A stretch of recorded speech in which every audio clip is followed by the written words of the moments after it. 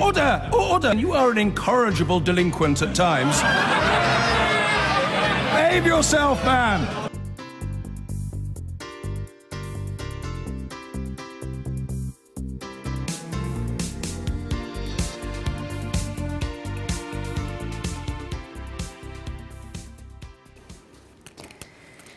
EU leaders have agreed to move Brexit talks on to the next phase, which will deal with the future relationship between Britain and the EU once Britain leaves. Theresa May has called it an important step on the road to a smooth and orderly Brexit. But the President of the European Council, Donald Tusk, has warned it will be dramatically difficult to reach a final deal by March 2019. Here's our political editor, Laura Koonsberg. The men with the message. Part 1 is done. The European Union is ready to grant the Prime Minister's wish and move on. She was a tough, smart, polite and friendly negotiator. And so we were able to conclude that sufficient progress has been made. To get this far on Brexit, there has been some conflict and a lot of compromise. What is needed to get to the end of the next phase? And is Theresa May's goal of a full agreement by March 2019 realistic? Still realistic and, of course, dramatically difficult. The real negotiations on the second phase will start in March next year. I cannot say when these negotiations will be concluded, but I don't hope that I will have to have an as early morning meeting with the British Prime Minister than the one I had last week. Hopefully, with fewer last-minute trips to Brussels in the middle of the night, the negotiations step up.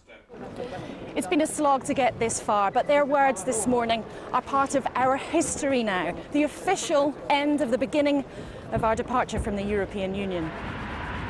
It's taken time, but at last the government's negotiating team can crack on with initial talks about how we do business in future, and vitally, the transition, the couple of years after Brexit itself. The UK and the EU have shown what can be achieved by commitment and perseverance on both sides. I'm pleased that it's been agreed we should make rapid progress on an implementation period, which will give certainty to businesses and individuals. How are you feeling today? The EU's brokers believe the cabinet at home must bury their differences, though, to give a clearer picture of how they want the future to look before getting a decent hearing. The divide within the Conservative Party is going to make it very difficult for us to negotiate a way through as a country. And Theresa May ultimately has to be able to deliver for business here. Business need that certainty now. The 27 we're leaving behind don't agree with much of what the UK's already put on the table, especially during the transition period. They want the European Court to be in charge during that whole time, for the UK to accept any changes without a say, and for immigration to stay the same. This is a big junction. Phase 2 will be even tougher, she warned. We'd like it to look as much like the current relationship as possible, but that wouldn't necessarily be the view of everyone. It's a marathon race. We have just finished the first mile.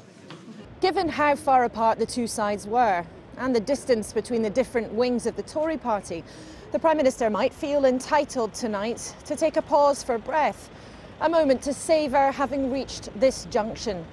But with clashes in the Commons to come, in the Cabinet, and contradictions between the European Union and the UK still, she has little time or energy to waste on celebration. And to reach this point, not even halfway, she's already had to yield so much. Indeed, at times, it felt like the Prime Minister simply might not make it even this far. It is a very long way still until the end of this whole journey. Laura Koonsberg, BBC News, Brussels. Well, the two sides now need to finalise the Brexit withdrawal agreement and turn it into something legally binding. But negotiations are also turning to the future. Chris Morris from the BBC's Reality Check team looks ahead to what the next phase of talks will be about. Nearly 18 months after the referendum, the EU and the UK are finally going to start talking about the future. Negotiations will focus initially on a transition period of roughly 2 years after Brexit, with the aim of giving businesses some extra certainty. This transition will take place under existing EU rules and regulations where things mostly stay the same, except the UK no longer has a seat at the decision-making table.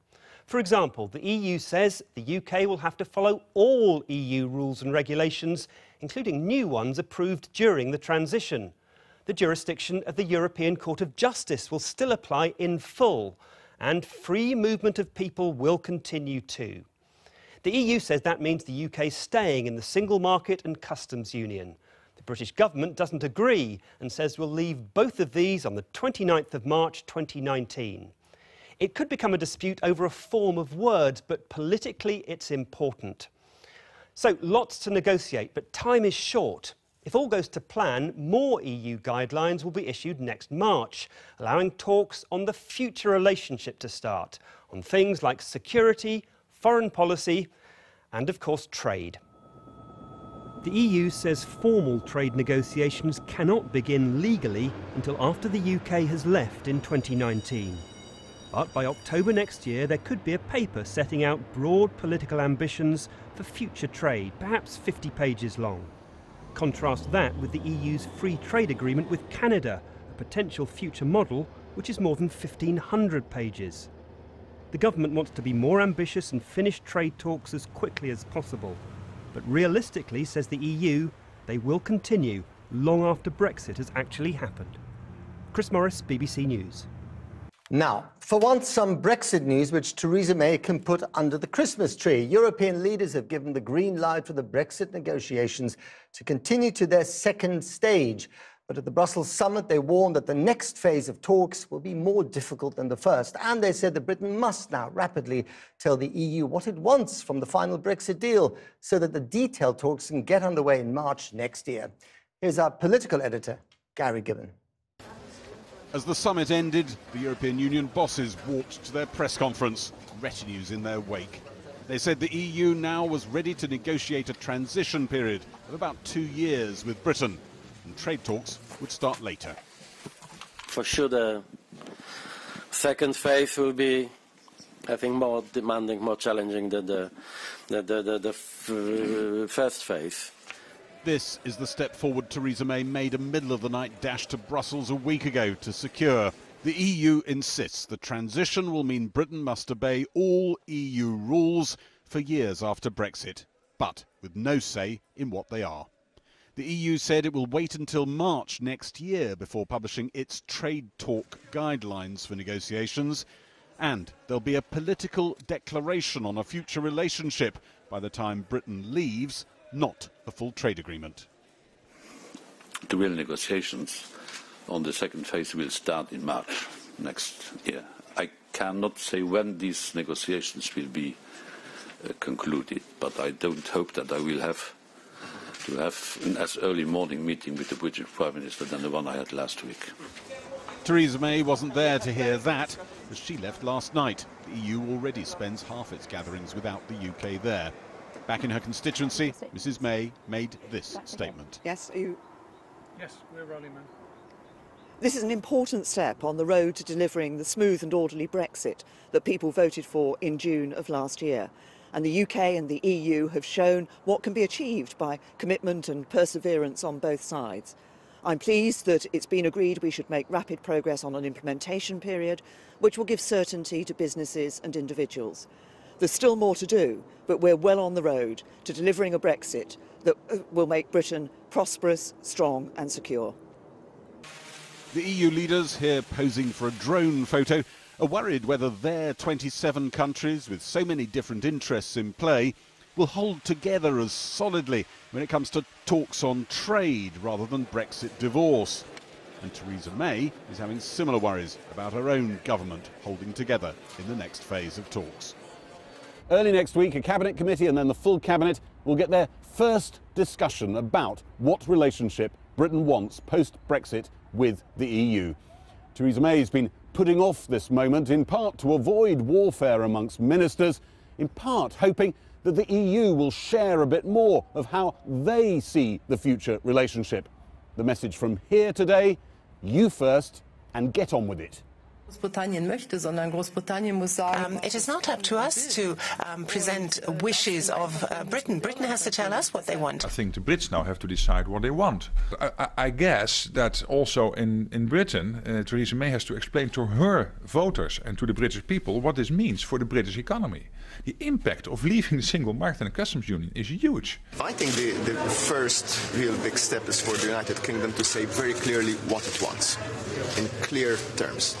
But EU officials have suggested that the European Union is now ready to start exploratory or scoping discussions with Britain about potential trade agreements. A signal of goodwill, perhaps, towards Theresa May herself. Also on show when some EU leaders clapped after she spoke to them last night. That smattering of applause last night, of course, came from a club of political leaders. Many of them have had or are having problems with their own parliaments. They don't relish the idea of the UK Parliament interfering with the order of Brexit. Some of them can't be sure if they'll be toppled from power anytime soon. One of them had only just toppled into the job the day before yesterday. Look, I am not really informed about the details of negotiations, so what is happening in the UK, it's bit of a mystery. It's difficult to comment on it for me. Theresa May must now sell a transition that'll make Britain a rule taker, find agreement in a divided cabinet, and dodge another possible defeat in Parliament next week. Sources in Brussels say their big priority now is to nail down in an unbreakable legal treaty the commitments Britain's already made. Gary Gibbon there in Brussels. Well, joining me now is the journalist and Remain campaigner Hugo Dixon and the Conservative MEP and international trade spokesman David Campbell-Bannerman. Welcome to you both on a Friday night before Christmas. You've both had a good week, but for very, very different reasons. You go first, Hugo. Well, I don't think it is particularly... Well, you're happy about the rebellion, right? Look, yes, I'm happy about that. That puts wind in our sails. Yeah. What do you mean by that, wind in your sails? Well, what I mean is that for a year after the referendum, we lost the vote by only a small amount, but we lost the politicians, the activists lost heart. It was very difficult to raise any money to support us. It was very difficult to get actually on television programmes to explain why Brexit was a bad idea. But since the election, that's been creeping back. And what happened on Wednesday, that gives a big shot in the arm for the anti-Brexit movement. So you think that your campaign to stop Brexit has got some hope? Definitely. And the chances of that have gone up this week. All right. And how does that make you feel? Well, I think the chances of a hard Brexit have gone up thanks to that amendment vote, actually. Because at the end of the day, the government will present a deal. And if it's rejected, it won't be staying in the EU. It will be a WTO rules agreement, which is a hard Brexit. In your parliament, not mine. OK. Well, I didn't say hard Brexit. But, I mean, honestly, the government's saying that vote, that legislation that's coming up in a year's time or whenever it is, will be between her deal, Theresa May's deal, or no deal. But that's not true. It's legislation. As soon as you have legislation, you can amend legislation. Well, you can, and even though the Prime Minister says it's going to be this, it's not her decision. It will be Parliament's decision, ultimately. It's Parliament's decision, not the Prime Minister's decision. Well, you can try to amend That's what sovereignty, that's what parliamentary sovereignty is David, about. but David Campbell-Bannerman, do you agree with the Daily Mail that these are, that the 11 rebels are traitors and mutineers and should be deselected? Well, it's not for me to deselect But what do you think? But associations are looking at. There's certainly some of these. And do you think they should look at this? I think some of them are actually very much letting down the party, the country. Look, we've had a vote, a massive vote, the largest ever vote for anything British history. 17.4 million actually voted for Brexit. And many millions more would have done if they hadn't been frightened out of their wits by some of the claims, 500,000 jobs been lost or emergency budgets that came out the Remain Can I just campaign. say one thing, David? Can you, though, condemn unequivocally the attacks on your colleagues, on Anna Soubry, who's been told that she should be hanged, and on Dominic Grieve, there's no question death threats. I mean, isn't it about time that your Prime Minister... But the government, but actually, if I can come in here, the government has not condemned that language. They've not condemned those who've issued death threats against Dominic Grieve. What should happen? We're all parliamentarians, and that is outrageous. Well, will you condemn them right now, here on this programme? Well, there's no place for death threats or attacking Democrats. You know, there is no place for that, absolutely. Good. Let's have a democratic debate about this. Hugo Dixon, Yes. I mean... Agreed. OK, you've agree said on one thing. You've said it many times before that the 48% have not been properly represented in the landscape. You represent, you know, that opinion. If it were to come to a stop a Brexit, if that were to actually happen, what would the 52% do? No. I mean, there is no way of stopping Brexit unless public opinion changes. But you cannot put the referendum back in the bottle, can you? That's the problem. But what I'm saying is there's no way of stopping Brexit unless the people are convinced that Brexit is a bad idea. And how would you find out? If the people are convinced that Brexit is a bad idea, it would be undemocratic to charge out of the EU against the will of the people. But how will you find out that they're no longer I think convinced? what will happen if people like me are successful, and we have to be successful, we have to convince the public opinion. But if we are successful, MPs will begin to feel the pressure. Newspapers and TV programmes will begin to feel the pressure. It will gradually bubble up, and there will be a critical vote a year from now. And at that moment, if the MPs feel the pressure that public opinion is changing, they will have a choice. And I think that what they will ultimately do is that they will decide that rather than taking Theresa May's dreadful deal, which I think it will be, they will put it back to the British people and they say, do you really want to do this? If you do, that's fine. But David, if you don't, you have the right to change your mind. If you hear what Hugo's saying there, if you look at the language that's being employed by people like the Daily Mail and the Daily Telegraph, there is absolutely no way that this country can ever be united around this existential issue, is there? Well, it would be united if, frankly, we got on with it, get a great trade deal, which is what the Prime Minister's successfully doing, despite all the pressures, all the nonsense.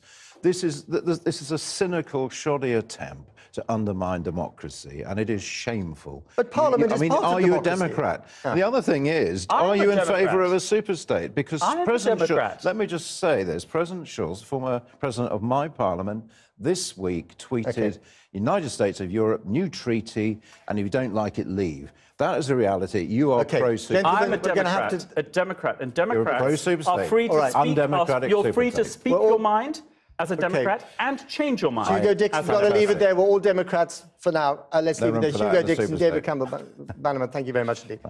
At the end of a brutal parliamentary week for the government over Brexit, Theresa May tonight appears to have avoided another rebellion by compromising over the government's attempt to enshrine the date of Britain's EU departure in law. And in Brussels today, EU leaders, with May absent and back home, took less than half an hour to formally agree to move on to the second stage of talks. But the document calls on the UK to provide further clarity on its position on the framework for the future relationship, and there's much uncertainty to come. So what is the road ahead when it comes to this next phase of negotiations?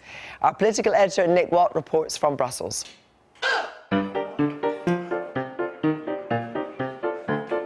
It's a season of peace, a season of goodwill, and apparently time for a generosity of spirit. But in Brussels, there are limits to that Christmas munificence. The atmosphere at this summit is completely different to the last gathering here in the autumn. EU leaders have developed a grudging respect for Theresa May, and they've decided to offer her a small helping hand. So the Prime Minister has been given a breathing space to allow her to formulate an agreed cabinet position on the UK's future trading relationship with the EU. But on the fundamentals, the EU is not going soft.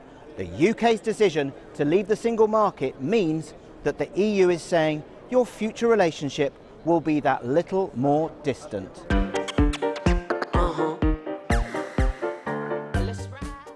The hope is that the breather will allow the UK to shape the EU's guidelines for the future trade negotiations. And the Prime Minister does want to press on with those talks once the UK has fully established its position. A process that will move forward decisively at the Cabinet next week. In the new year, David Davis and Michel Barnier will start to negotiate the transition period. They will also touch informally on the future trade relationship. if the transition talks conclude successfully, EU leaders will agree to launch more formal discussions on a future trade relationship in March. That will leave 7 months before the informal EU deadline for the overall withdrawal agreement. So it will be quite a journey, and Europe's two most powerful leaders put on a show of unity today to deliver what they regard as some home truths. Ich habe nicht am Referendum teilgenommen und ich hätte auch nicht. I did not participate in the referendum and I would certainly not have voted for Britain leaving the Union. So what we have to realize, what we have to implement is what the Brits tell us is their wish, to the extent that this is reconcilable with our wishes and enables us in the future to have good relations with our partner Britain. Britain will decide, they have told us, they do not want to stay in the single market simply because complete freedom of movement is something that they cannot sign on to. And we said you cannot stay in the single market with just 3 freedoms, but you have to accept all of the 4 freedoms. We need to respect not only the sovereignty of the British people, but also their own rules. What I can tell you from our perspective is that the decisions will be taken in order to comply with 2 goals: solidarity with Ireland and then compliance with the single market. So we've just had a rare event at a European Council, a joint press conference between the President of France and the German Chancellor. On Brexit, they made clear that the next stage will be far more challenging and they will apply the rules of the EU. But their principal message was about the challenges for the remaining members of the European Union on defence cooperation and on the future of the euro. So the message is pretty clear: no privileges for the UK, and the EU is moving on. And those Brussels habits die hard as the summit spinning kicks off. But sadness hangs in the air. I think that the overall atmospherics is not a negative one. But having said that, one should always keep in mind that this is a divorce. And all divorces are not a happy occasion. So people are in a way satisfied that the divorce proceedings now proceed in an orderly way. But still, there are many people who, although they understand and they respect the decision of the United Kingdom to leave, they feel sad about it. Europe's capital enters Christmas in sombre mood. Brexit is underway, but the really hard bargaining lies ahead. Well, Nick joins us from Brussels now. Nick, what are you actually hearing about what's going to happen next? Well, obviously, as I was saying, the next immediate phase is the transition, negotiations on that, or implementation phase, as the UK would say. And there's some interesting light shed today in Brussels on one of the main concerns of Leave campaigners about that. EU sources were saying that during that transition phase, the UK would be absolutely at liberty to negotiate free trade deals with countries around the world, though, of course, they wouldn't actually be able to implement them until the UK has fully left the European Union. But if the UK, in those negotiations for those free trade deals, adopted what is called a go-it-alone approach, in other words, it said it would diverge in a dramatic way from EU regulations, then that would create problems. It would create problems for those countries negotiating with the UK, because the EU would say to them, well, what about your relations with us? And the other area is it would make it difficult, the EU says, for the UK to sort of roll over its involvement in all the current EU trade deals that it is involved in and might continue to want to have a relationship with. Nick, thanks very much indeed. Well, next week, Cabinet discussions about what Brexit end state the government should be aiming for are due to kick off. We're joined with the Conservative MPs, Jacob Rees-Mogg and Ken Clarke.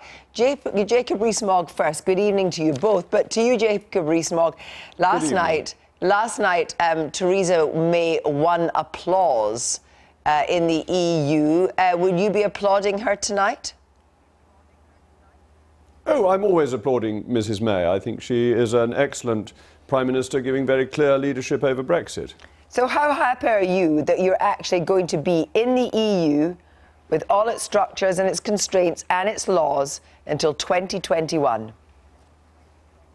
Well, as I understand it, that is the position set out by the European Union, and it's not law that this is the beginning of a negotiation. The EU has said that its intention is that in the transition period we will be bound by the single market, the European Court and the acquis. The British government hasn't accepted that, and to my mind would be very unwise to accept it. It did seem very much like Theresa May had accepted that. Are you suggesting then that actually this is all up for grabs still? This is simply, I've got here the statement issued by the European Union. This is issued by the 27 member states. It has not been agreed, as far as I'm aware, by the British government. And it would be a ridiculous position to be in. So wait a minute. So you're suggesting, can I just be quite clear here? Coming away from Brussels last night, it was clear that Theresa May, not you, Theresa May thinks that actually in the transition period we're going to have to not make EU laws, we're going to have to accept the 4 freedoms and live by the European Court. Well, that would mean we were staying within the European Union for an extra 2 years, which is not the Prime Minister's position. The Prime Minister has consistently said that she is in favour of an implementation, which means we leave in March 2019 and that the consequences of leaving are implemented. The transition, which the EU is offering, it means that we're still effectively in the European Union for the following 2 years. We cannot accept the senior law of the United Kingdom comes from the European Union, when we are outside it, no longer have a judge on the European Court. Exactly what does that mean? Possibly. And what does that mean, Jacob Rees-Mogg? You say we cannot possibly. When you say we cannot, are you actually about to rebel on this? Are you about to jump up and down on this? Because that is not the position of the British government. I'm not jumping up and down at all. I'm sitting down calmly and discussing this with you. But we cannot be a colony of the European Union for 2 years from 2019 to 2021, accepting new laws that are made without any say-so of the British people, Parliament or government. That is not leaving the European Union. That is being a vassal state of the European Union. And I'd be very surprised if that were government policy. Well, the rebels have certainly got Theresa May on the run. They got her to back away from the final date. Do you think that actually she is being driven by people like Ken Clarke at the moment? Mr. Clarke is a very influential and distinguished figure within the Conservative Party and is as entitled to rebel as I was entitled to rebel when David Cameron was the Prime Minister. I think some of the criticism made of the strong pro-Europeans has been unfair. But do I think he's driving government policy? No. I think it's quite clear that we will leave, that the negotiations are moving towards that, and we will be out of the single market and out of the currency union, out of the customs union, which is tremendously important. But he is entitled and right to make his long-held and profoundly held views known. Thank you very much indeed, Jacob Rees-Mogg. Kenneth Clarke, turning to you. And in a moment, I'll ask you for your interpretation of what happens in the transition period. But first of all, the Daily Mail called you self-consumed malcontents. That's the right description, isn't it? There's a lot of silly stuff in the right-wing newspapers. I'd have thought 48 hours later, it's perfectly obvious that we haven't actually in any way undermined the government's negotiating position. We haven't strengthened Jeremy Corbyn, and we certainly haven't even discussed any amendment which would stop us leaving the European Union. It's all a lot of nonsense. The arguments in this bill are all about what happens in Parliament, and the fact is, it was always a mistake to think that Parliament was not going to have the final say over the details of the hugely important deal which will determine our relationships with Europe and the rest of the world, politically and economically, for the next generation. But do you actually want, I mean, you're saying it's perfectly clear that we will leave, and that, of course, is not the position that you wanted to be. I mean, you voted against triggering Article 50. You are, as it were, the arch rebel in that case. But how can the party actually get through the next few months if what you and Jacob Rees-Mogg are saying are actually diametrically opposed? Well, this argument about the transition period has got to be resolved. I think the Florence speech was the first time that Theresa made it perfectly clear that she accepts that we can't just go off a cliff edge in March 2019. You will not conceivably have finished negotiating the long-term relationship by then. For 2 years or so, probably more, you will need a transition period in which we carry on with the same relations that we have now economically. We no longer be members. We won't be attending councils of ministers. There'll be none of that anymore. But we will have free trade, and we will have free trade on the present terms. You can't. It'd be disaster if, because we haven't finished the negotiations, in March 2019 we started raising tariff barriers and regulatory barriers and customs barriers between ourselves and the European Union. I doubt whether we get the planning permission for the lorry parks in time. So a transition period of 2 years, you continue economically exactly as we are now, but politically you've left the Union. So that seems to me quite easy to negotiate, and I think that's where we'll be before a couple of months are up. So actually you don't think that we'll be accepting the 4 freedoms, you don't think we'll be bound by the ECJ, and you don't think we'll be bound by any new laws within that period. You stand the same as Jacob Rees-Mogg on this? No, that's exactly the opposite. I was saying we stay on exactly the same terms as we do now. Right. Well, there you have it. We'd be in the single market. We'd be in the customs union. We would continue to abide by the rules of the single market, which may change, and we'd be subject to the ECJ. So Ken Clarke, here we are in a situation where it's actually internal party squabbling over this. There's no fixed position. And I wonder if that's going to lead to more stuff like Anna Soubry's threats to hang, or whatever it was, Dominic Grieve, death threats. Have you received any death threats at the moment? I've got one, yes, but I've had them before. That's all the silly nonsense, which I think a lot of the silly right-wing newspaper reporting helped build up round a defeat on an amendment, which governments often suffer in bills. The defeat was on the subject of parliamentary accountability, and all the stuff that spun from it was complete nonsense. The amendment that was carried had nothing to do with whether we were leaving the European Union. It had nothing to do with whether Jeremy Corbyn might or might not be Prime Minister, which would horrify me if he did. It was about the government being properly and sensibly accountable to Parliament. Thank you both very much indeed. Thank you very much indeed.